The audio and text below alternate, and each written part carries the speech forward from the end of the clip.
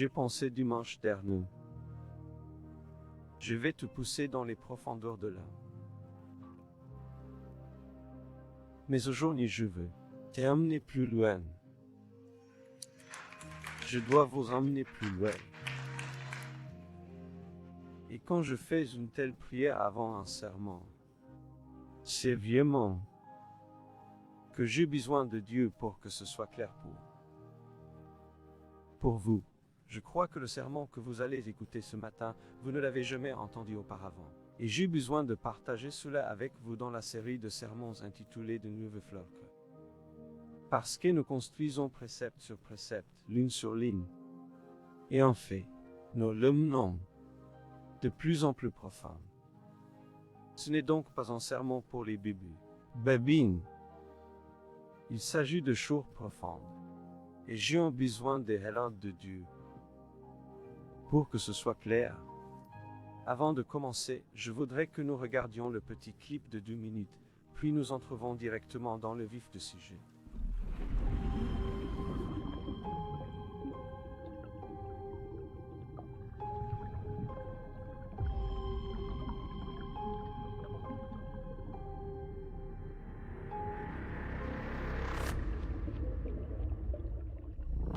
Chaque être humain naît avec des limitations, une durée de vie en temps et de capacités limitées, et de mentalité limitante, ce qui l'empêche de vivre une vie vraiment satisfaisante. Nous sommes enlisés dans le cycle sans fin de la poursuite de succès sans valeur éternelle.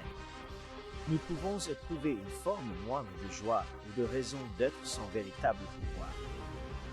Dès la naissance, nous sommes liés par les chaînes de péché, qui se manifestent sous de nombreuses formes. L'orgueil, l'incrédulité, l'égoïsme, l'obsession, l'ambition, l'envie, la cupidité, la luxure, la haine, l'indifférence. La liste est longue. Et en continuant sur cette voie, nous entraînons les autres dans les ténèbres éternelles. Avec Jésus-Christ, nous avons accès à une vie débordante. Par lui, nous avons accès à la source, lui le Père. Chaque être humain est fait à l'image de Dieu, créé par sa volonté souveraine, fait selon son dessein. Mais nous devons nous soumettre à sa volonté et à sa volonté pour nous. Car Dieu veut que nous fassions l'expérience de la vie en abondance. C'est la raison même pour laquelle Jésus est venu sur terre. Au chapitre 10 de Jean, Jésus dit « Je suis venu afin qu'ils aient la vie et qu'ils en jouissent, et qu'il est en abondance, jusqu'à la plénitude, en abondance, jusqu'à la plénitude, jusqu'à ce qu'elle déborde. » L'appel de Dieu n'est pas bon marché.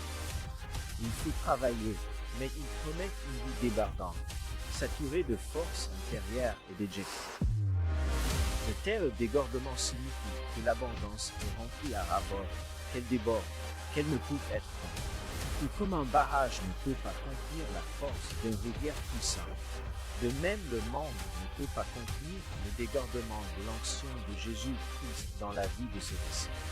Elle jaillit avec une force irrésistible, apportant la vie et le renouveau partout où elle passe.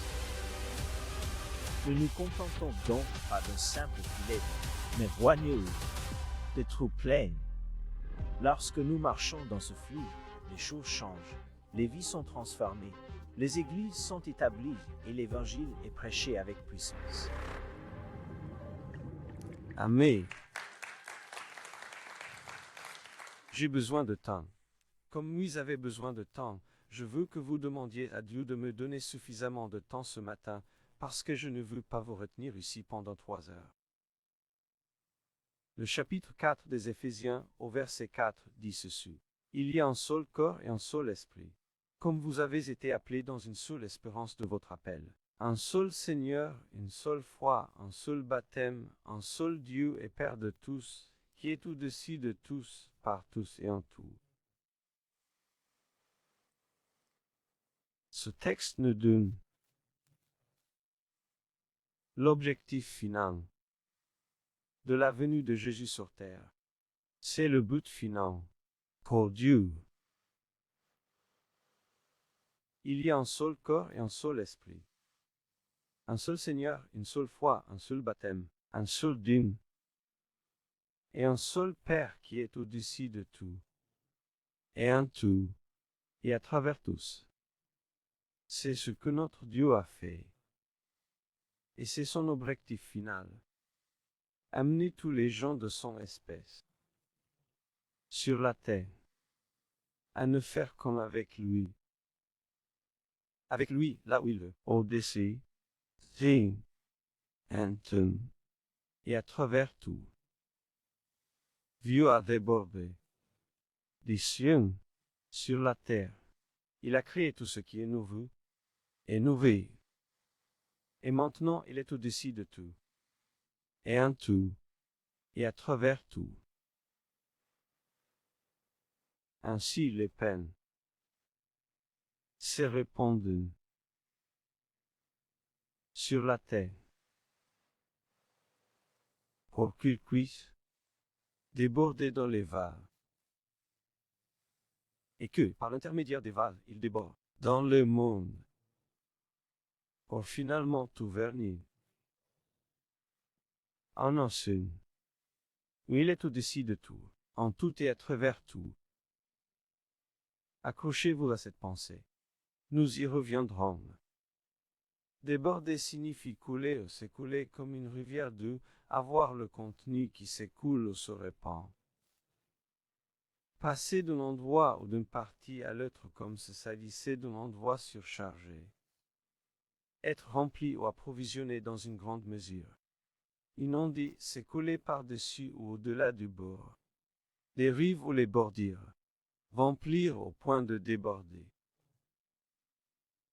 C'est ainsi que Dieu dit à un homme appelé Abraham. Je te bénirai, je te bénirai. Je déborderai, je déborderai. Pour toi, mon vaille, de la plénitude, des richesses du ciel, spirituellement et matériellement, de sorte que ce qui est dans ton verre, ô votre vie, déborde alors sur les nations de ce monde et perçoit béni. C'est l'alliance que Dieu a conclue avec un homme appelé Abraham. C'est l'avengement, c'est la promesse qu'il a faite.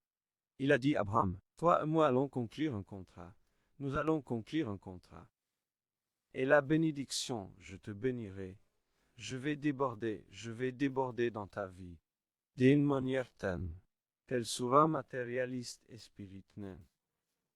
Afin qu'il coule de toi vers toutes les nations et que les nations du monde soient bénies. Qu'avons-nous donc appris la semaine dernière en ce qui concerne les débordements? Nous avons appris que la parole de Dieu nous révèle, la Bible nous révèle que lorsque nous naissons de nouveau, et lorsque nous naissons de nouveau, nous devenons un être en trois parties. Nous avons un esprit, nous avons une âme. Où nous sommes un esprit, nous avons une âme et nous vivons dans un corps.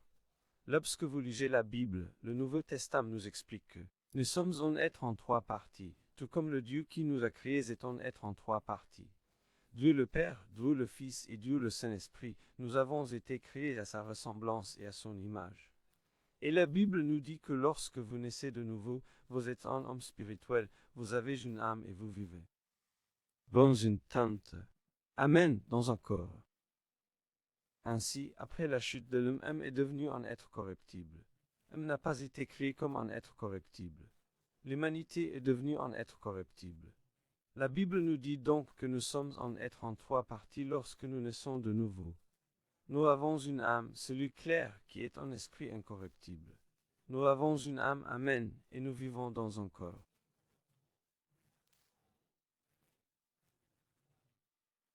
L'homme est devenu un être corruptible.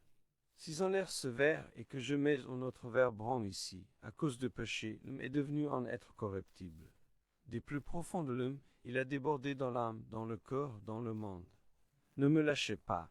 Lorsque vous naissez de nouveau, vous créez un esprit nouveau, incorruptible. Maintenant, je pose une fondation, je vous emmène quelque part.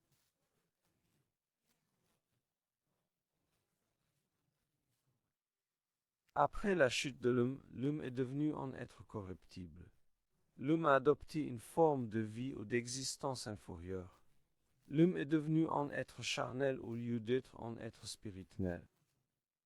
L'esprit de l'homme meurt et la mort a débordé dans l'âme de l'homme et s'est finalement répandu dans le corps de l'homme et s'est finalement répandu dans le monde et a apporté la mort au monde. L'esprit de l'homme est donc mort et la mort a débordé. De l'esprit de l'homme à l'âme de l'homme, de l'âme de l'homme au corps de l'homme et de l'homme, l'être au monde. L'homme est devenu un être corruptible avec une âme corruptible et un corps corruptible. Tout s'est taché de mort, même le monde dans lequel il vivait. Dieu, le Créateur, est resté esprit. Mais l'homme est devenu une chair mourante. Un être charnel mourant. C'est pourquoi, si vous n'avez pas Jésus-Christ comme Seigneur et Sauveur, un être humain est mort aux yeux de Dieu. Un être humain est mort aux yeux de Dieu. Parce que l'être humain n'est pas connecté à la source. Lorsque Adam et Ève ont péché, la Bible dit que Dieu leur a dit, « Si vous mangez de cet arbre, vous mourrez. » Et ils ont pensé que c'était une bonne suggestion. Alors l'homme a mangé, et l'a donné à Dieu, et il a mangé et ils sont tous les deux sont morts et ne se pas. Mais ils ont vécu pendant des milliers d'années, des centaines d'années, excusez-moi, pas des milliers. Ce qui s'est passé, c'est que l'homme n'est pas mort physiquement, mais spirituellement. Mais il a vécu physiquement. Et vous pouvez voir que ce processus de l'homme, de la mort a pris beaucoup de temps pour que le corps meure. Quand on lit l'histoire d'Adam, on s'aperçoit qu'il a vécu plus de 900 ans après le péché dans le jardin et la mort. Qu'ils aient péché dans les jardins et qu'ils en aient été chassés. 900 et quelques années. Les processus de la mort débordaient. Dans l'âme, dans le cœur. Tout avec moi. Il a donc fallu un certain temps pour que le débordement, pour que le péché passe par toutes les phases et entre dans le monde. Malheureusement, l'humanité a été spirituellement déconnectée du Créateur spirituel et éternel qui donne la vie à cause du péché. À cause du péché. Dans Jacques 2, verset 26, il est dit que, de même que le corps humain sans l'esprit est mort, de même la foi sans les œuvres est morte. Ainsi, aux yeux de Dieu, le Créateur, l'homme était mort, condamné. L'homme était mort, condamné, parce que l'homme vivait dans un corps humain corruptible sans un esprit qui est relié à lui comme la source de tout.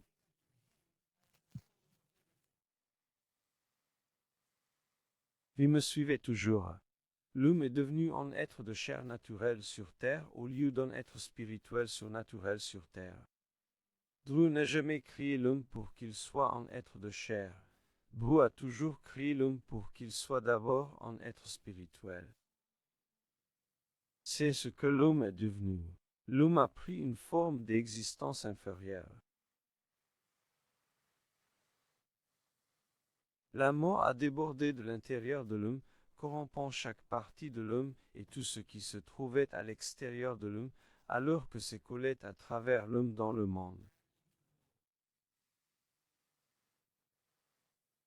C'est ainsi que soudainement, la mort est passée par l'intérieur de l'homme, par l'âme de l'homme, par le corps de l'homme. Dans le monde, et la tâche de la mort était partout. Restez avec moi. Dans Romains 5:2, il est dit que, comme par un seul homme, le péché est entré dans le monde, et que par le péché, la mort est entrée dans le monde, et la mort par le péché. Cette mort s'est étendue à tous les hommes. Parce que tous hommes péché, Satan, l'ennemi de Dieu et de l'homme, s'est donc servi d'un seul homme. Pour amener l'humanité à se laisser envahir par le péché et la mort au lieu de la santé et de la vie.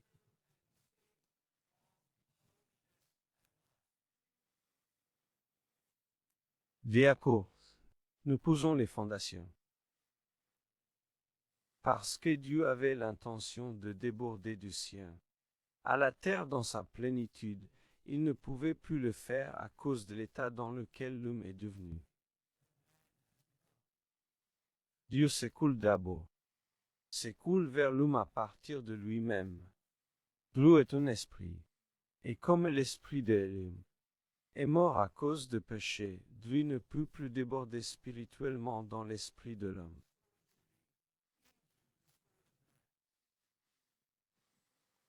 Dieu au Saint-Esprit.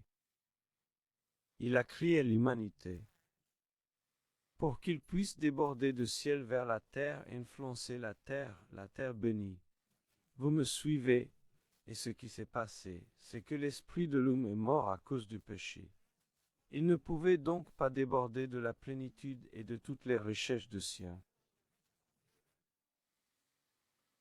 Parce qu'il est veuve.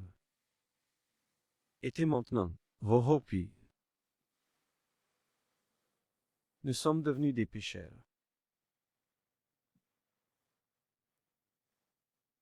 L'homme devait être recréé. L'homme devait redevenir un être incorruptible pour que Dieu puisse déborder du ciel. Un royaume incorruptible, avec la plénitude des richesses du ciel dans un homme à nouveau. C'est pourquoi Jésus a dit, ne vous étonnez pas de ce que je vous dis. Vous devez naître de nouveau. Il dit que si vous ne naissez pas à nouveau, si vous ne naissez pas à nouveau, si vous n'êtes pas créés à nouveau, vous ne pouvez pas voir le royaume. Vous ne pouvez pas entrer dans le royaume. Vous devez naître de nouveau. Vous devez permettre à Dieu de créer à nouveau un homme spirituel. De vous vouliez à la source.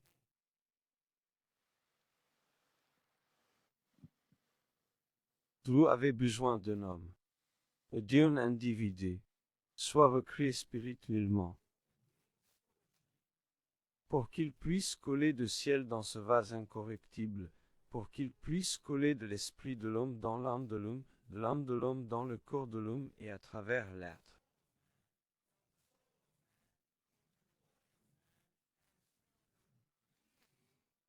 L'être né de nouveau dans le monde afin que les nations du monde puissent être bénies.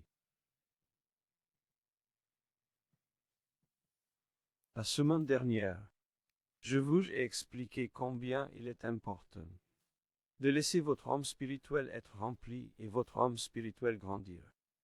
Jésus a dit, je cherche ceux qui m'adorent en esprit et en vérité. C'est pourquoi lorsque vous adorez, vous devez le faire en esprit. Lorsque vous lisez la Bible, vous devez le faire en esprit.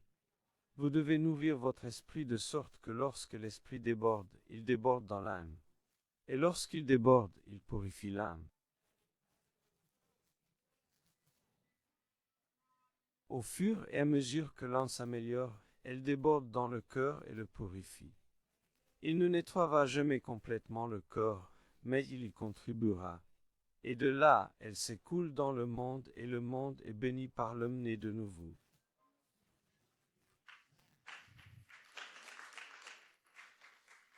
C'est pourquoi tu dois apprendre, enfant de Dieu, à prier dans l'esprit. Tu dois apprendre à adorer dans l'esprit. Tu dois apprendre à chanter dans l'esprit. Tu dois lire ta Bible parce que l'esprit et la parole travaillent ensemble pour faire déborder ton homme spirituel. Et lorsque votre esprit déborde et que votre âme se soumette à la parole et l'esprit de Dieu, ces deux éléments travaillent ensemble pour se répandre dans le cœur et avoir un impact sur les nations du monde.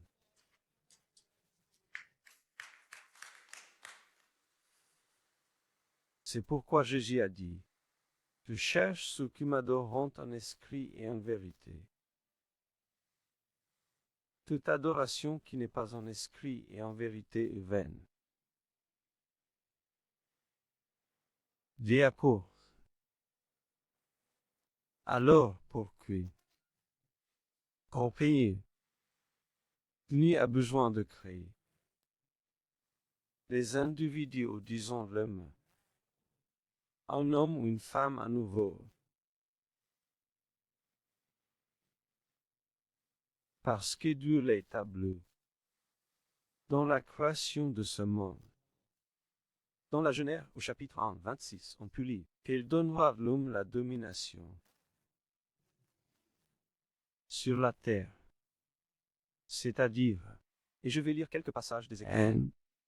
Elle va mettre tout sur l'homme pour qu'il domine la terre. Donc tout ce que Dieu veut faire, le ciel sur la terre, doit passer par l'homme. C'est pour que cet homme, en Genèse 26, bien avant Adam et Ève, il savait que s'il pouvait faire en sorte qu'Adam et Ève soient déconnectés à la source, il pourrait prendre cette domination d'Éon et gouverner les choses lui-même. Car Dieu est fidèle à sa parole. Si Dieu l'a établi dans la Genèse 1, c'est ainsi qu'il influencera, changera et gouvernera ce monde à travers l'âme. Il ne peut pas aller à l'encontre de sa parole. Dans la Genèse chapitre 1, 26, Dieu dit, faisons l'homme à notre image, selon notre ressemblance, et qu'il domine sur toutes choses, sur tout ce qui est sur la terre. Et il l'a établi dans la création. Avant de créer l'homme, il l'a établi. C'est ainsi que je déçus de déborder du ciel. J'ai besoin d'un récipient. J'ai besoin de l'âme. Et j'ai besoin que l'homme soit un vase pur pour que je déborde du ciel sur la terre, puis de l'homme sur la terre.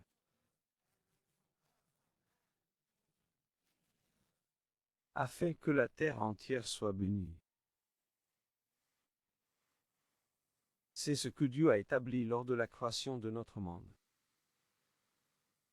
Ce qui doit arriver et ce qui doit être fait doit être accompli par l'homme. Un homme a fait échouer les plans et tout le reste. Un autre homme a revenu. Devenir. Et tout reprendre. Ainsi, parce que Dieu a donné cette domination à l'homme, l'homme l'a abandonné. Il fallait donc qu'un homme la reprenne. L'homme l'a donné, Dieu ne pouvait pas le reprendre. Par lui-même, il devait le faire par l'intermédiaire d'un homme. Un seul homme, un seul vaisseau a tout gâché. Un homme a gâché le plan de Dieu et tout le reste.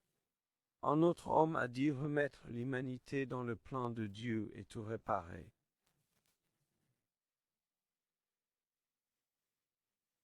Pour que Dieu tienne sa promesse d'alliance avec Abraham. En tant que Dieu, le gardien de la promesse, il devait faire quelque chose pour remédier à la situation, car l'homme, dans son état actuel, ne pouvait pas se rétablir et ne pouvait pas respecter sa part de la promesse, du plan ou de l'alliance. Ainsi Dieu savait que un homme a tout abandonné, un homme a tout gâché, un homme a gâché les plans. Et tout gâché, un homme a gâché les plans. Dieu savait qu'un homme devait tout récupérer et réparer.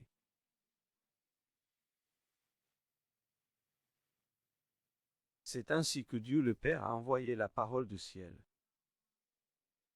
La parole est spirituelle. Il a ouvert la parole. Sur terre, elle est devenue un homme. Un homme. Cet homme se Jésus. Parce que Dieu a dit s'occuper. Cette question lui-même. Dieu a cherché un homme, mais tous les hommes étaient corruptibles. Il ne pouvait pas aider l'homme à déborder sur l'homme. Il a dû faire face à la situation lui-même.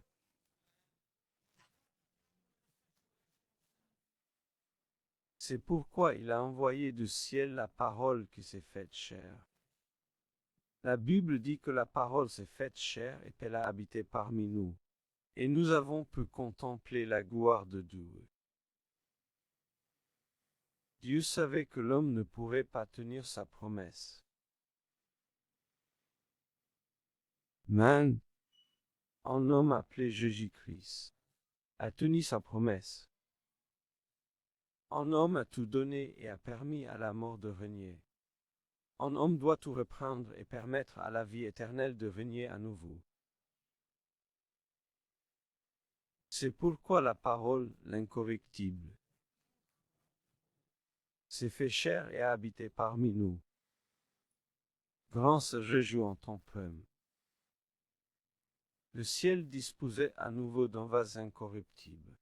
Sur la terre où Dieu pouvait s'écouler afin que Dieu puisse à nouveau s'écouler à travers vous.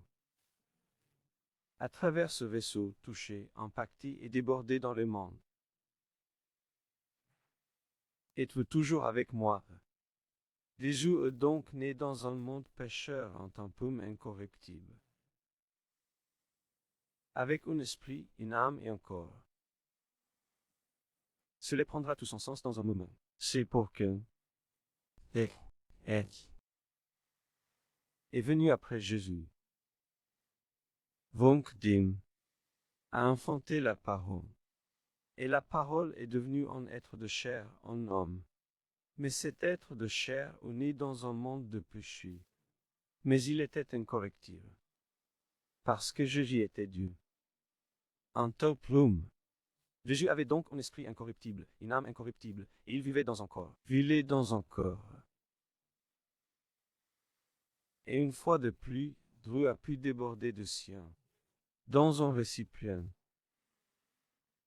et déborder dans le monde, et les nations du monde pouvaient être bénies. D'accord, nous sommes toujours avec moi. Au moment de la naissance de Jésus, la table a été renversée. D'accord, d'Adam à Jésus, le péché débordait de l'intérieur de l'homme. Et Dieu ne pouvait influencer, toucher et influencer l'homme que de l'extérieur.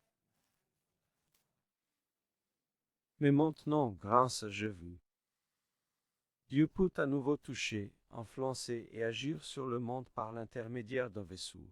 Il pouvait déborder du ciel avec la plénitude de Dieu lui-même. C'est pourquoi, lorsque Jésus s'est fait dire « Montrez-nous le Père », il a répondu « Si vous me voyez, vous voyez le Père. » Vous voyez le Père. Ce que Jésus disait en fait, c'est que le Père a débordé dans mon être. La plénitude des Pères vit en moi. C'est pourquoi Jésus a dit « Lui en moi, moi et lui et nous en eux. » C'est pourquoi Jésus a dit « Lui en moi, moi et lui et nous en eux. » Jésus a donc, comme un homme incorruptible, et alors le Père dans sa plénitude de Dieu pourrait couler à travers cet homme dans le monde et les nations du monde et être béni.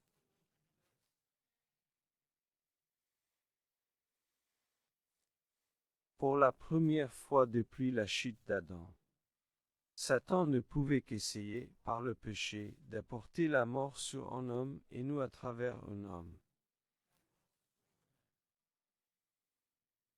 Pour la première fois depuis Adam jusqu'à Jésus, Satan ne pouvait plus que tenter Jésus de l'extérieur, détruire Jésus de l'extérieur. Il ne pouvait pas détruire Jésus, l'homme de l'intérieur. Car c'est ce que fait le péché. Le péché est ce tueur silencieux à l'intérieur. L'humanité pensait donc que le Créateur l'a tué. Le Créateur dit, je ne vous tue pas, je suis un Créateur de vie. C'est le péché en vous qui vous tue. C'est pourquoi la Bible, Dieu a dit d'abord, dans l'Ancien Testament, apporter la loi parfaite et incorruptible. La mettre devant l'homme. Ainsi, lorsque l'homme a lu la loi, il se rendit compte, ô mon Dieu, qu'elle mettait en évidence la mort en moi.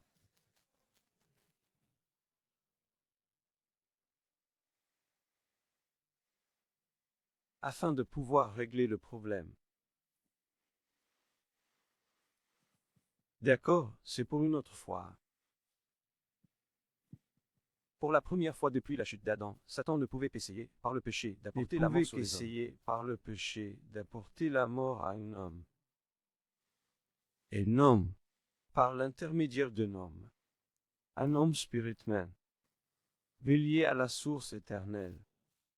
Une âme incorruptible, vivant dans un corps de chair. Dieu pouvait à nouveau tout changer pour l'avenir. Ainsi, par l'intermédiaire de Dieu, Jésus venant comme la parole en chair, le Père avait à nouveau un vase sur terre et non un vase corruptible, un vase incorruptible, un esprit, une âme vivant dans un corps. Et il pouvait maintenant se déverser en Jésus et déborder de Jésus vers les autres et changer le monde. D'accord. Pourquoi? Parce que l'esprit de Jésus était lié à Dieu. Et l'esprit de Jésus était incorruptible. C'est pourquoi Jésus a pu recevoir le Saint-Esprit après son baptême. Le Saint-Esprit n'est pas simplement venu sur Jésus, vous vous souvenez? Il a dit, Jean a dit, celui sur qui vous voyez l'Esprit venir et rester. C'est lui. Parce que tous les autres vages, le Saint-Esprit est venu sur eux, puis il est parti. Parce qu'il ne pouvait pas entrer dans l'homme. Mais avec Jésus, il le pouvait. D'accord.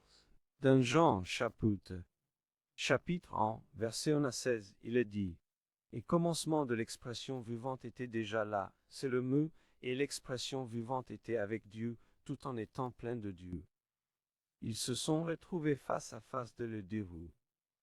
Et par son inspiration créatrice, cette expression vivante, la parole, a fait toute chose, car rien n'a d'existence, a créé toute chose, car rien n'existe en dehors de lui. Une source de vie était en lui, dans la parole, car sa vie est lumière pour toute l'humanité. Et cette lumière ne manque jamais de briller à travers les ténèbres. La lumière et les ténèbres ne pouvaient pas, la lumière et la lumière que les ténèbres ne pouvaient pas vaincre.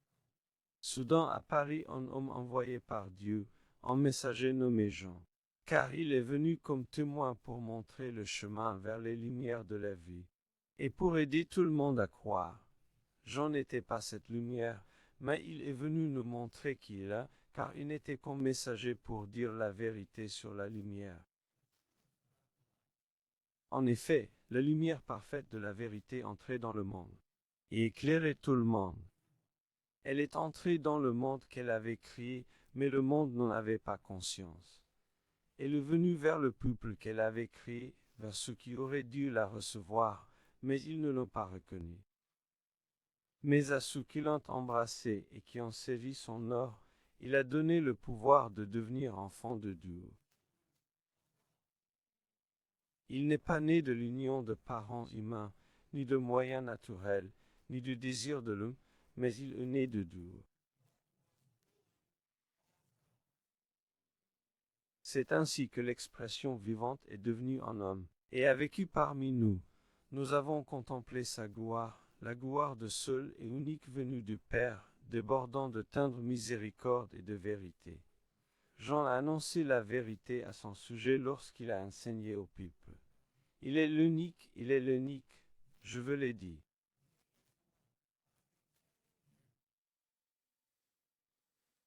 Il viendra après moi, même s'il est bien au-dessus de moi parce qu'il existait avant ma naissance. Et du débordement de sa plénitude, nous avons reçu. Dit Eliot. Excusez-moi, nous avons reçu la grâce qui s'est accumulée. De la grâce. Jésus est donc la plénitude des trop-pleins de Dieu pour tous ceux qui peuvent croire. Sa mission n'est pas de déborder sur les individus, mais dans et à travers les individus. Pour cela, Dieu a dû créer un homme à nouveau. Que signifie d'être nouveau? Cela veut dire qu'il faut recommencer. Ainsi, lorsque vous lisez et qu'il dit « Vous devez naître de nouveau », que veut-il dire? Et ce qu'il dit « Vous devez naître à nouveau ». Vous devez naître sous une nouvelle forme ou de nouvelles manières. Rappelez-vous que Jésus a dit Dans Jean chapitre 3, ce qui est né de la chair est chair, mais ce qui est né de l'esprit est esprit. C'est cela, quand on naît de nouveau, on naît de nouvelles manières. Tout naît, d'abord tout est né de la chair, maintenant tout est né de l'esprit. Tout est né par la chair, par papa et maman, par le désir de l'homme, mais quand tout naît de nouveau, tout naît de Dieu par l'esprit. Pour que Dieu puisse à nouveau réunir tous les êtres, il doit recréer l'humanité sous une nouvelle forme ou de nouvelles manières.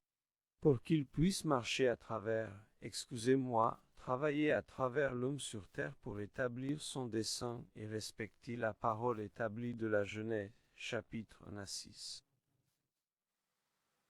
Donc, pour que Dieu respecte sa parole de la Genèse, chapitre 1-6, il faut qu'il crée une nouvelle forme d'humanité. Il doit créer l'homme à nouveau. Il a besoin des vannes qui soient incorruptibles, à travers lesquelles il peut couler. C'est pourquoi, mes amis, vous êtes si importants, précieux et aimés de Dieu, et aimés par Dieu.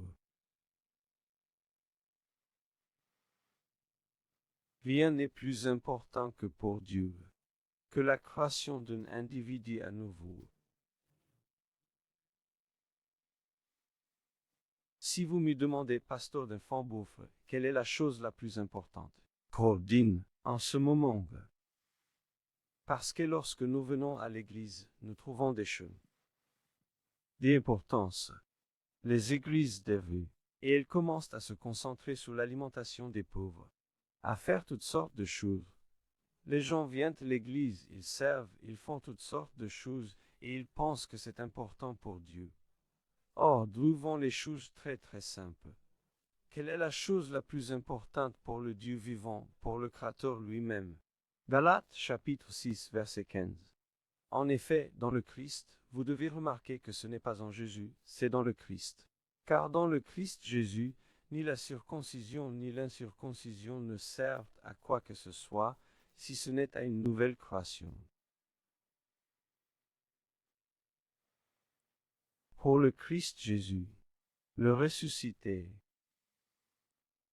Jésus l'aime, le Christ le ressuscité, c'est pourquoi il est question de Christ Jésus. Lorsque le Nouveau Testament parle de Christ Jésus, il veut que vous sachiez qu'il parle du ressuscité. Pas de Jésus Dieu, homme dans la chair, mais du Christ, la plénitude de Dieu sous une forme corporelle pour l'éternité. Il y a une différence. Il y a une différence. Et je vais vous expliquer la différence parce que vous devez comprendre que lorsque la Bible parle du Christ Jésus, elle parle de la plénitude, de la perfection, de tout de Dieu dans une forme corporelle pour l'éternité. La perfection que Dieu veut, se trouve dans le Christ Jésus, le ressuscité. Celui qui est sur le trône aujourd'hui. Pour lui, rien ne vaut une nouvelle création. Les mots utiles signifient donc ce qui suit, être utile ou avoir de la valeur. Cela signifie servir ou aider. Cela signifie avoir de la valeur ou de profit. Qu'est-ce qui a de la valeur ou de profit pour le Christ Jésus aujourd'hui et qu'est-ce qui? Le servir et l'aider. Quelle est l'utilité ou la valeur de quoi que ce soit pour lui? Quelle est l'utilité ou la valeur de quoi que ce soit pour lui? Qu'est-ce qui le préoccupe totalement? Rien n'est utile si ce est non. Une nouvelle création. Pour le Christ Jésus, il importe pour qu'un homme a à l'église, dans telle ou telle église, de croire en telle ou telle religion. Tout ce qui compte pour le Christ Jésus, c'est qu'un homme, un individu devienne une nouvelle création.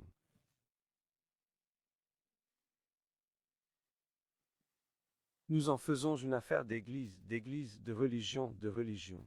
Satan le sait, il nous maintient dans la confusion. Le Christ Jésus, le ressuscité, n'est bien d'autre qu'une nouvelle création. Il ne se soucie de rien. À moins qu'une personne ne naisse. C'est là tout son intérêt, que les individus naissent à nouveau. On peut donc dire que si nous faisons tout, mais que nous n'obtenons pas de vase pour naître à nouveau, c'est inutile. Cela ne l'intéresse pas. Viennent, mécène, une nouvelle création. Dans 2 Corinthiens 5, 17, il est dit que si quelqu'un est en Christ, il est une nouvelle création. Les choses anciennes sont passées. Voici que toutes choses sont devenues nouvelles. Si quelqu'un est en Christ, il est une nouvelle création. Pourquoi en Christ et non en Jésus? Parce que le Christ est le Jésus ressuscité, sous une forme parfaite et éternelle.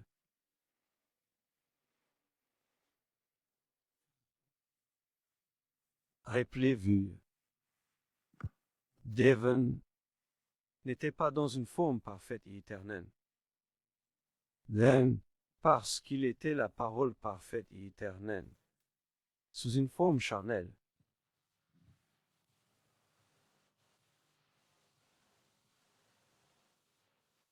Il est prévu que l'homme meure une fois.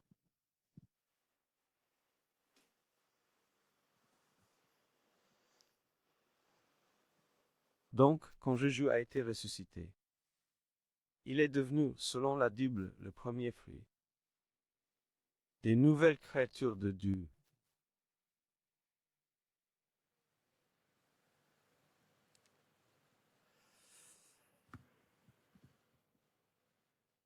Parce que le Christ est le Jésus ressuscité sous une forme parfaite et éternelle. Mais souvenez-vous de la résurrection de Jésus. Il est entré dans une réunion de prière. Il n'a pas frappé à la porte. Il a traversé le mur. Il priait Jésus Shabbat, Shabbat, Shabbat, Shabbat, Shabbat. Ils ont ouvert les yeux. Jésus a dit, Bébou. Et ils ont dit, mais personne n'a frappé. La Bible dit qu'il est passé à travers le mur, et tout le monde l'a vu.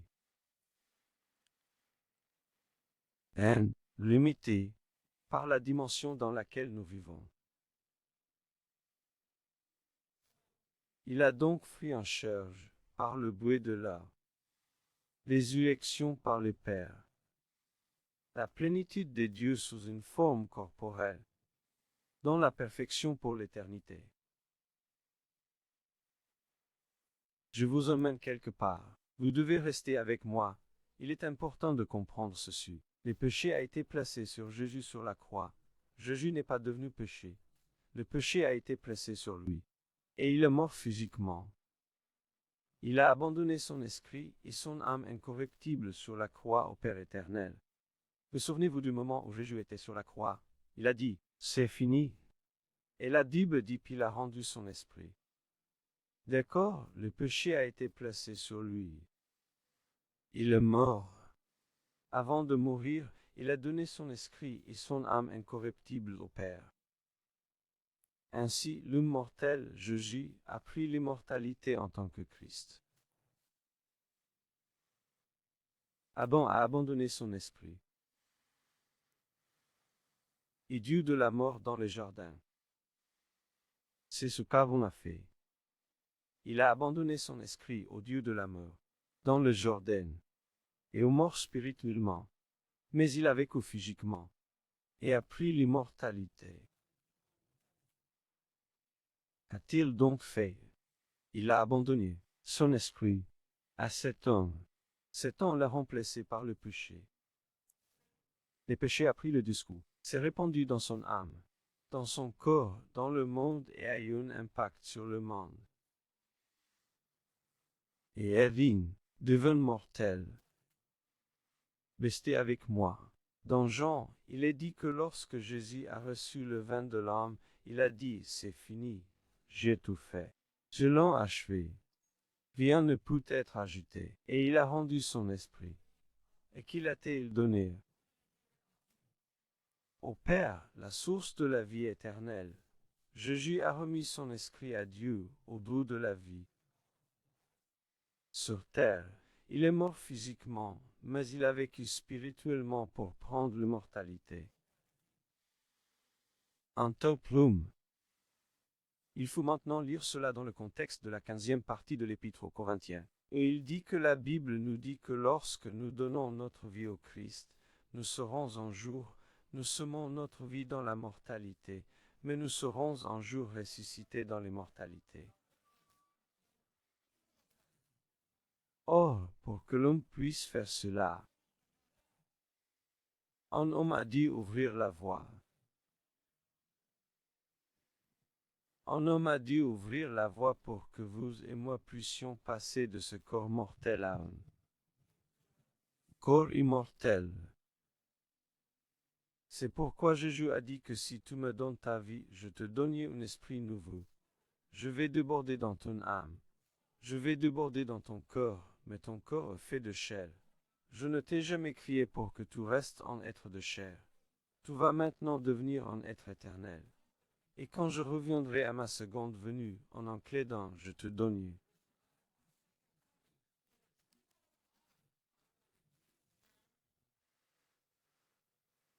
un corps glorifié.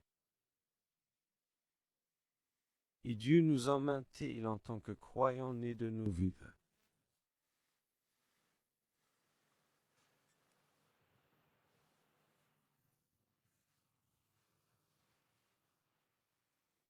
Il suit un processus.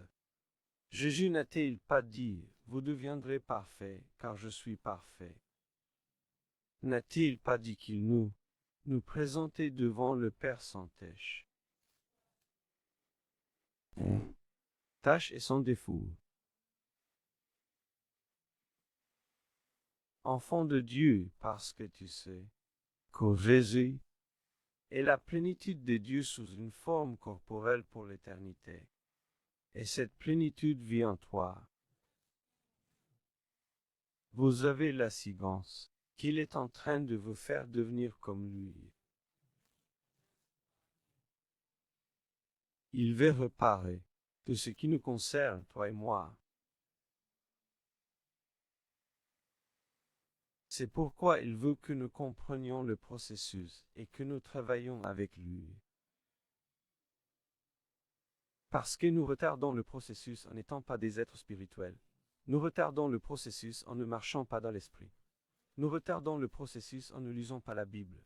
Nous retardons le processus en ne priant pas dans l'esprit, en n'appliquant pas les principes, en ne marchant pas avec le Seigneur dans l'esprit. Donc, si vous venez à l'église et que vous n'avez jamais lu votre Bible, et que vous n'avez jamais appris à adorer Dieu dans l'esprit, à louer Dieu dans l'esprit, à prier dans l'esprit, à grandir dans l'esprit, veuillez pour que votre âme s'allume sur la parole et l'esprit. Et veuillez pour sortir votre corps du monde. Dans le monde. Beaucoup de gens disent, mais pasteur, un fond bon frère, quand les gens viennent et que vous priez pour eux, ou quand vous soufflez sur eux, ils tombent à la renverse. Qu'est-ce que c'est que ce truc des fouilles? Ce n'est pas de la folie. C'est à l'esprit, qui touche à l'esprit. Est l'esprit qui submerge l'esprit. Est l'esprit qui a un impact sur l'esprit. C'est pourquoi lorsque les gens grandissent dans l'esprit, sont remplis de l'esprit, sont dans l'esprit, sans être parfous, et que vous les touchez par l'esprit, cela a un impact sur l'être. Et que vous les touchez par l'esprit, cela a un impact sur l'être. Comment permettez-vous avec son gras? Jésus ou le Christ Jésus de déborder dans votre vie et d'avoir un impact sur votre vie afin que vous puissiez avoir un impact sur la vie des autres. Par Jésus. Dieu a ouvert la voie pour que les hommes mortels, des individus comme vous et moi, d'accéder à l'immortalité par l'intermédiaire du Christ Jésus, le ressuscité. Ainsi Jason est mort, mais avant de mourir, Il a remis son esprit à la source éternelle, le Créateur de la vie. Il est mort, et il est devenu immortel. Tout ce processus montre à l'humanité qu'il est possible de passer de cette dimension inférieure de la vie à une dimension supérieure éternelle de la vie, à la dimension supérieure éternelle de la vie, grâce à une seule chose. Le chemin, le Créateur de chemin, Jésus-Christ. Lorsque vous vous tournez vers Jésus et que vous lui demandez de vous pardonner, il vous recrée, il vous refait, il vous donne un homme spirituel, il vous met dans le processus, et il vous dit, écoutez, c'est mon processus, je suis maintenant la plénitude de Dieu sur une forme corporelle, et je promets de vous emmener des cieux ici.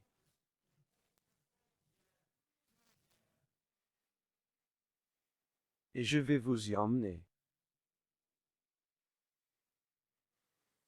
Ainsi, tout croyant né de nouveau est engagé dans un processus de nettoyage, son aspect, de son être. Ce que Dieu vous donne, immédiatement, c'est le corps qu'il a promis, sera à son retour en un clin d'œil. Je le ferai pour vous. Mais ce rebelle dit hier, tu dois travailler avec moi. C'est celui, le vieux, votre esprit, vos émotions et votre volonté. Il dit, tu dois me permettre de déborder constamment dans ton vase. Pensez aux 5 vierges femmes, vaines, et les 5 vierges savent, vaines, dans des vases corruptibles. Quel était le défi? Les foules n'avaient pas d'une dans l'ovesse.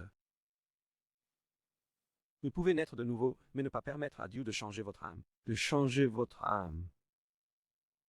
Et la Bible dit que celui qui contrôle l'âme d'un homme, contrôle l'homme. Ne laissez donc pas votre esprit, vos émotions et votre volonté devenir le couvercle, pour que la plénitude des cieux s'écoule à travers vous afin que vous puissiez devenir une bénédiction pour les nations du monde. Et la chose ultime pour Jésus est de faire naître l'humanité, naisse à nouveau. Rien ne sert qu'une nouvelle création. Les gens vont à l'église, mais ils ne sont pas de nouvelles créations. Rien ne sert, ce n'est pas utile, il n'a aucune valeur. Ainsi, en tant que croyants nés de nouveau, nous devrions comprendre que l'objectif numéro 1 de notre voie et de notre vie est le suivant. Nous sommes des êtres humains. Notre vie est le suivant. Faire naître les gens de nouveau. C'est pour cela que Jésus est mort. C'est son objectif. Et si ce n'est pas votre objectif, rien ne sert à rien. Je ne dis pas que les autres choses que nous faisons n'aient pas d'impact ou d'effet, mais en quoi cela vous aide-t-il de nourrir le monde, alors que tout le monde meurt et va en enfer? Réfléchissez grec. Quel est le but d'une église et d'un grand culte? Des messages comme celui-ci.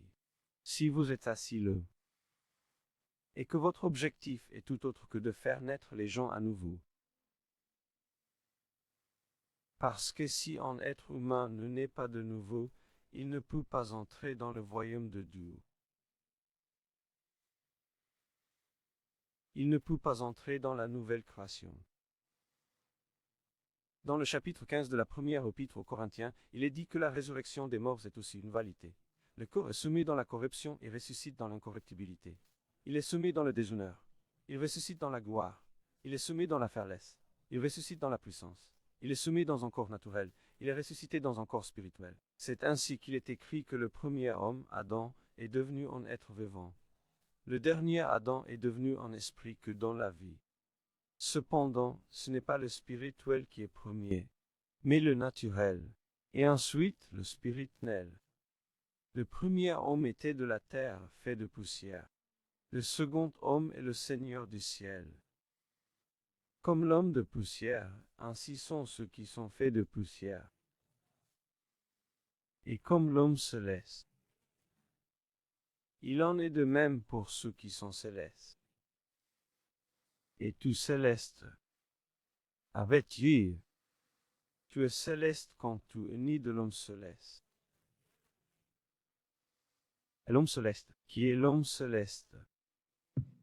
Le Christ divine, c'est l'homme céleste. Il en est de même pour ceux qui sont célestes. Et comme nous avons porté l'image de l'homme de poussière, nous porterons aussi l'image de l'homme céleste. Lorsque Jésus est ressuscité, il est devenu le Christ. La plénitude de Dieu sous une forme corporelle, la perfection de la nouvelle création. Zorphi, incorruptible en esprit, en âme et en corps.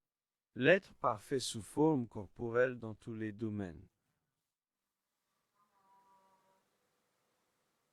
Ainsi, lorsque le Christ Jésus est entré dans cette pièce aujourd'hui et que nous l'avons contemplé, c'est la perfection des plans de Dieu, c'est la plénitude. Pouvez-vous vous rappeler que nous avons dit au début que Dieu va unir tout en un? Que signifie tout? Il va prendre cette création de chou et il va apporter un vêtement imparfait, défectueux et incorrectible. Comme Dieu a créé la première création, 6 jours, puis l'homme et la femme. Dans la nouvelle création, il a commencé par l'homme. C'est pourquoi vous devez naître de nouveau. L'action nouvelle de Dieu a commencé par la résurrection de Jésus-Christ, premier fruit de la nouvelle création, la perfection de tout. Et lorsque vous naissez de nouveau, vous entrez dans ce domaine de devenir partie dans tout votre être grâce à vous. Il vous y conduit. Il a promis de vous y conduire. Il veut que vous travailliez avec lui et que vous respectiez votre part de marché, de l'arrangement, de l'alliance.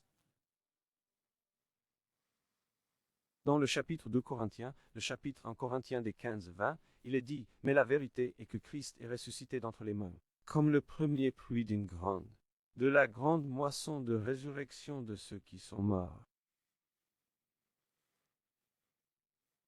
Vous ne faites pas partie de Ciercy Londres.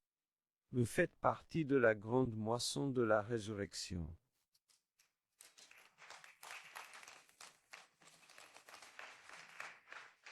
Le Christ est ressuscité de morts en tant que premier fruit d'une grande moisson de résurrection des individus morts sur terre. Dans Jacques 1, verset 18, il est dit qu'il nous a fait naître de sa propre volonté par la parole de vérité, afin que nous soyons en quelque sorte les prémices de ces créatures. Vous êtes donc nés de nouveau, non par la volonté d'un homme, ni par la décision de l'homme, vous êtes nés de nouveau à cause du Christ. Il vous a fait naître et nous présente, vous et moi, comme les fruits de sa nouvelle création ou de sa nouvelle créature. Tu es donc différent quand vous naissez de nouveau. Dites-le avec moi, je suis différent quand je suis né à nouveau.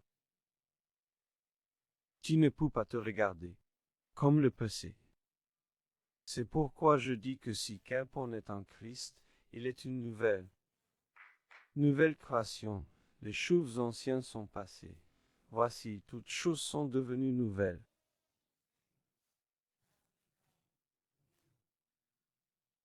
Semin, Eshvi. Il conduit ces nouvelles créatures. Oui, sa nouvelle création, qui produit des vases incorruptibles, parfaits dans un nouveau ciel et une nouvelle terre qui sont incorruptibles et parfaits. Et aucun homme ne peut entrer dans cette nouvelle sans lui permettre de créer à nouveau. Grâce à la venue de Jésus sur terre, le Père qui est aux cieux a pu à nouveau déborder en Jésus, l'homme, pour toucher, influencer et reprendre tout ce qui a été détruit par le péché et la mort. Jésus est devenu le Christ, l'être ressuscité, incorruptible et parfait, esprit, âme et corps, la plénitude de Dieu sous une forme corporelle. Le Christ Jésus est le premier de la nouvelle création de Dieu, des nouvelles créatures. De Dieu, des nouvelles créatures. Aujourd'hui, Jésus-Christ déborde dans des vases incorruptibles, l'homme de la nouvelle création, et ces nouvelles créatures sur terre afin de pouvoir toucher, impacter et changer tout vers le Père. Je vous laisse avec ce texte. Remerciez le Seigneur. Au verset 15 de la première épître aux Corinthiens, il est dit, « Voici ce que je vous dis, frères. Voici ce que je dis, frères. Que la chair et le sang ne peuvent hériter du royaume de Dieu. Vous devez m'entendre clairement, enfants de Dieu. La chair et le sang ne peuvent hériter des royaumes de Dieu, pas plus que la corruption. Elle n'hérite pas de l'incorruptibilité. Voici, je vous dis en mystère. Nous ne dormirons pas tous, mais nous serons tous changés. En un instant, en un clin d'œil, à la dernière trompette. Car la trompette sonnera et les morts ressusciteront incorruptibles. Et nous serons changés. Car il faut que ce corruptible revête l'incorruptibilité, et que le mortel revête l'immortalité. Lorsque le corruptible aura revêtu l'incorruptible, et que le mortel aura revêtu l'immortalité, alors s'accomplira ce qui est écrit. L'amour est englouti dans la victoire. La mort où est ton aiguillon, au enfer y est ta victoire.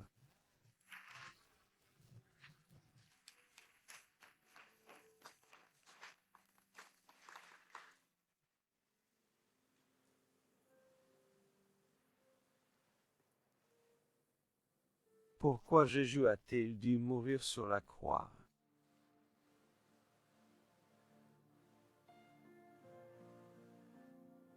Adam est mort dans le Jourdain.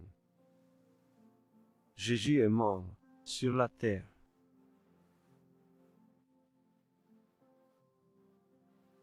Quand Adam est mort, il a soumis son esprit à la mort. La mort a pris le dessous, et a débordé, et a créé un désordre royal. Si vous êtes ici aujourd'hui et que vous n'êtes pas né de nouveau, vous pensez que c'est Dieu et que c'est un... Oh non, non, non, c'est le péché. Envie, la racine de tous les problèmes. Restez avec moi. Mais quand vous vous tournez vers Jésus, en tant que Christ, le ressuscité, et te crée à nouveau en te donnant un homme spirituel.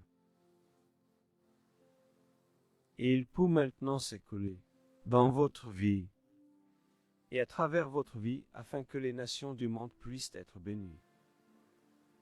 Sans être à nouveau, il est impossible de faire partie de la nouvelle création de Dieu. Et lorsque vous naissez de nouveau, vous devez comprendre que je vis de ce qui concerne Jésus est parfait. Et puis il vous emmène à cet endroit. Et toi, mon Étienne, c'est bon. Commencez où il sera au-dessus de tout. En tout, travaillons à travers tout. Je voudrais vous encourager aujourd'hui à réécouter le sermon et à comprendre que Dieu n'a pas fini avec vous. L'être plein n'est pas pour toutes sortes d'autres choses. Les débordements, c'est pour que votre homme spirituel déborde dans votre âme dans le monde et que d'autres récipients sont créés à nouveau. C'est la raison pour laquelle nous sommes sur la planète Terre, l'Église, pour que des récipients viennent à nous vivre, pour que les individus volontaires à la source. Et lorsque nous y parviendrons, les restes s'enivra. N'oubliez jamais que l'objectif de Jésus-Christ, en ce moment, est d'obtenir les gens sauvés, de faire naître de nouveau. Il n'est pas intéressé par le fait que les gens aillent dans telle ou telle église, qu'ils suivent telle ou telle religion, qu'ils nourrissent les pauvres, qu'ils ne les nourrissent pas, tout cela. Votre objectif doit être d'aider les jeunes à naître de nouveau. Amen. Et si vous êtes nés de nouveau, regardez le Christ ressuscité.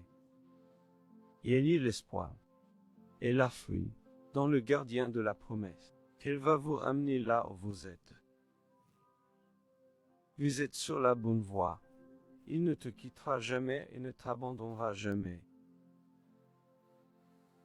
Il continuera à travailler sur vous. Amen. Amen. Vous devez travailler avec lui. Dites à votre voisin que vous devez travailler avec lui. Vous avez un rôle à jouer.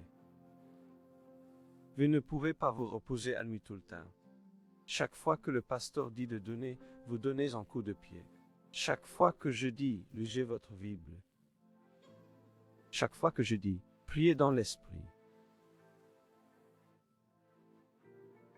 Quand je dis, adorez Dieu à partir de votre esprit. Donnez-moi cette bouteille rapidement. Quand vous prenez l'habitude d'adorer dans l'esprit et de prier dans l'esprit, c'est cela.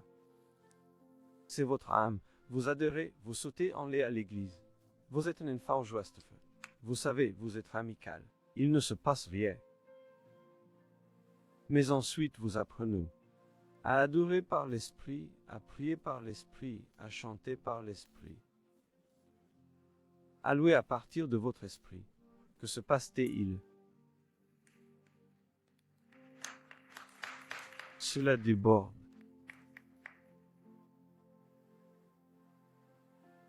Et souvenez-vous que Jésus est venu au puits, à la femme qui prenait de l'eau. Et il lui a dit, quoi? Elle prenait de elle, des puits. Et lui dit, si tu bois, si tu me donnes de l'eau, si tu bois, si tu me donnes de l'eau, je te donnerai de l'eau. Tu n'auras plus jamais soif. Et elle dit, je ne comprends pas. Il lui dit, écoute, j'ai désir ce qui m'adore, parce qu'alors elle est devenue religieuse et a dit, oh, devrions nous adorer là, devrions nous adorer là, devions nous adorer là. Ces gens disent que nous devrions adorer là. Et il dit, laissez-moi vous dire ce que je désire.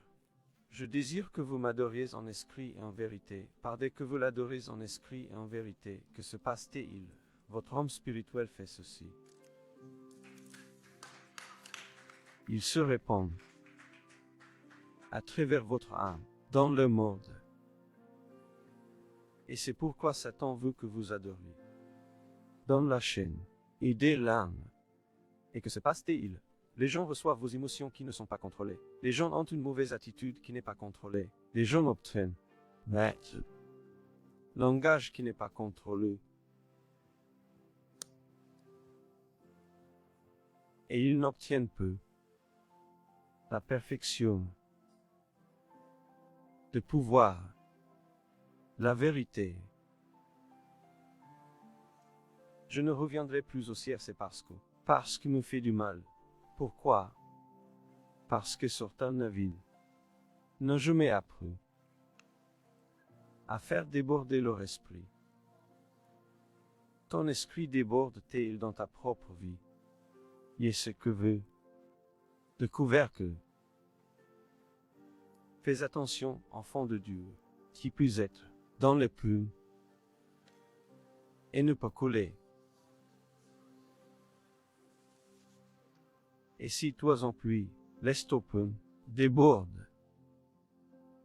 Amen. Venez à l'église pour que ton esprit apprenne à déborder. Amen. Donne au Seigneur un grand coup de main. Je t'ai gardé longtemps. Mais peut-être que vous êtes ici aujourd'hui et que vous ne connaissez pas Jésus comme votre Seigneur et Sauveur.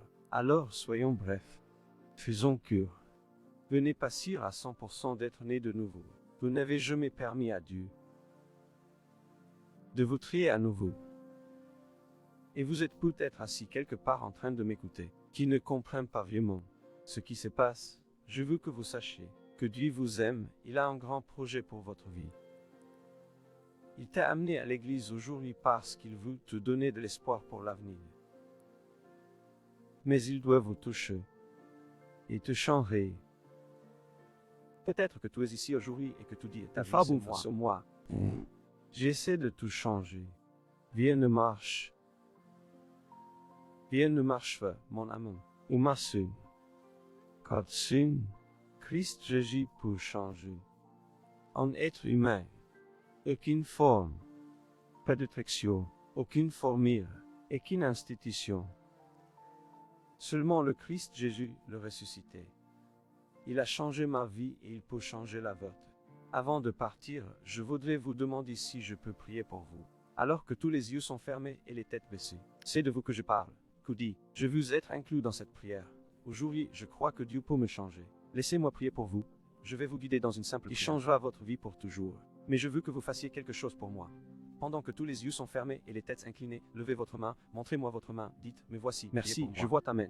Si vous avez levé la main, vous pouvez la reposer, mais si vous ne l'avez pas encore levée, faites-la glisser rapidement. Dites, je suis là, dans chaque campus, chaque lieu, chaque endroit où nous nous réunissons. Levez la main, dites, me voici. Incluez-moi dans cette prière. Merci, merci, merci.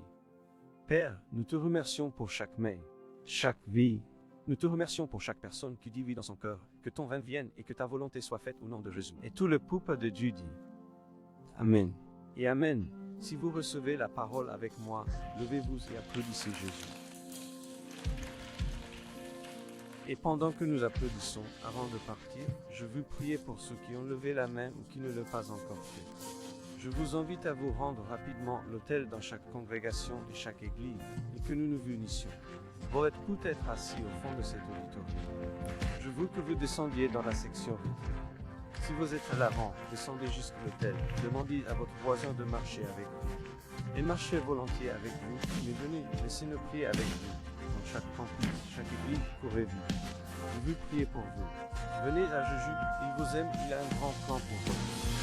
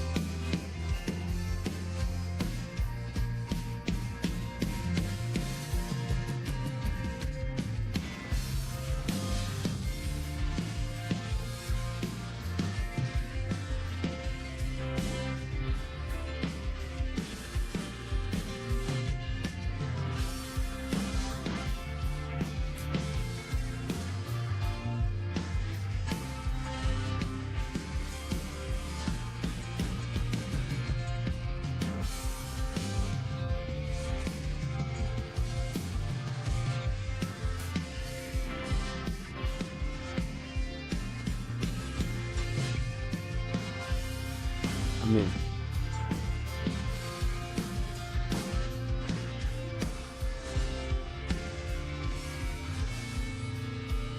Et Amen. Merci beaucoup pour toutes ces belles personnes qui se trouvent devant l'autel de l'église. Devant l'autel de l'église, je veux que vous leviez tous les yeux vers moi. La Bible dit que, pour Jésus, ce n'est qu'un important. Que vous soyez circoncis ou non circoncis, que vous soyez noir ou blanc, que vous soyez un homme ou une femme. Ce qui est important pour lui, c'est que vous êtes créés à nouveau. Et c'est là le moment le plus fort, moment de l'existence de chaque être humain. Ce moment est le plus grand miracle que l'homme puisse avoir chaque jour. Vous voulez tous des miracles. Ce qui est sur le point de se produire est le plus grand des miracles. De tous les miracles. Les chrétiens voient ce miracle tous les dimanches, avec un peu de chance, dans notre église. Et ils se demandent, où sont les miracles? C'est de cela qu'il s'agit. C'est de cela qu'il s'agit. C'est la raison pour laquelle Jésus est venu. Et je veux que vous mettiez votre main sur votre cœur, dans chaque campus. Et que vous soyez. Peut-être êtes-vous encore debout quelque part, vous n'êtes pas venu à l'avant, mais vous savez que vous avez besoin de cette prière. Je veux que vous mettiez votre main sur votre cœur. Je veux que vous priez cette prière à haute voix pendant que je vous guide. Prions donc, dites Père Céleste. Merci pour aujourd'hui. Merci pour Jésus. Je sais que je suis un pécheur, qui a besoin de ta grâce. Je te remercie pour ta grâce, pour ta grâce. Je veux me repentir aujourd'hui, et te demander de me pardonner tous mes péchés. Merci pour ton pardon. Merci pour ta grâce. Merci de savoir que tu aimes, et que tu m'acceptes maintenant, comme ton fils et ta fille. Je te demande de me remplir de Saint-Esprit, de m'implanter dans ton Église, et de m'utiliser pour ta gloire. Je crois de tout mon cœur que Jésus-Christ est le Fils de Dieu. Il est le Saint. Je suis sauvé aujourd'hui par sa grâce sur ma vie. Je tiens et je te remercie. Au nom de Jésus. Amen. Et Amen. Si vous vous trouvez devant une église ou un hôtel, je vous demande de regarder rapidement à gauche et à droite. Vous verrez des gens vous faire signe. Faites-moi une faveur, suivez-les hors des auditoriums, nous vous donnerons une Bible et un cadeau, puis nous vous ramènerons directement. Et si vous regardez en ligne et que vous avez fait cette prière, je vous demande d'aller sur notre plateforme d'un stream ou d'indiquer vos coordonnées pour que nous puissions vous contacter. Nous voulons vous fournir le matériel adéquat. Nous vous donnerons une Bible et nous vous mettrons en contact avec une église proche de chez vous. Merci beaucoup à tous ceux qui ont été avec nous aujourd'hui dans notre campus de l'âme, dans tous les autres campus et en ligne. Je vous souhaite une merveilleuse semaine. Je vous encourage à réécouter ce texte, à prendre les Écritures, à le lire à nouveau parce que vous devez comprendre que Dieu n'en a pas fini avec vous. Il va vous y amener. Vous avez un espoir et un avenir grâce à Jésus. Je vous souhaite une excellente semaine. À la semaine prochaine. Bye bye.